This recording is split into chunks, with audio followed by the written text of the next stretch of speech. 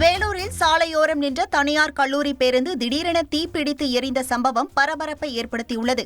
காட்பாடி அடுத்த சேர்க்காடு திருவளம் கூட்ரோடு பகுதியில் சாலையோரம் நிறுத்தப்பட்டிருந்த தனியார் கல்லூரி பேருந்து திடீரென தீப்பிடித்து எரிந்தது.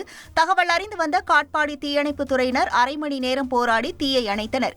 திடீரென கரும்புகையுடன் தீ மளமளவென எரியும் பேருந்தின் சிசிடிவி காட்சி வெளியாகி பரபரப்பை ஏற்படுத்தியுள்ளது.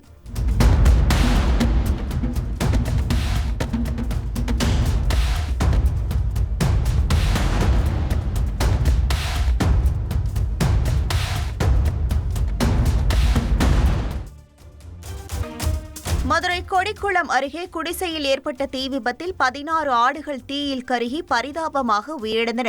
கொடிக்குளம் கண்மாய்க்கரை அருகே நாச்சம்மாள் என்ற மூதாட்டியின் குடிசையில் திடீரென பயங்கர தீ விபத்து ஏற்பட்டது. இதில் நாச்சம்மாள் உயிர் தப்பிய நிலையில் குடிசையினுள் இருந்த ஆடுகள் தீயில் கருகி பலியாகின.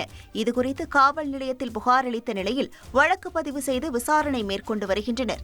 தீயில் கருகி ஆடுகள் உயிரிழந்த நிலையில் அரசு உதவக்கோரி மூதாட்டி கண்ணீர் மல்க கோரிக்கை விடுத்துள்ளார்.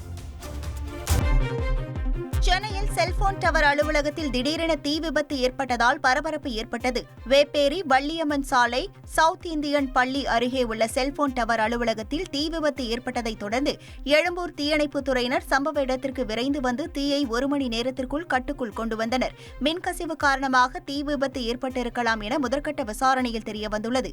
இது தொடர்பாக வேப்பேரி போலீசார் வழக்கு பதிவு செய்து விசாரணை செய்து வருகின்றனர். செய்திகளை உடனுக்குடன் தெரிந்து கொள்ள உடனே சப்ஸ்கிரைப் பண்ணுங்க.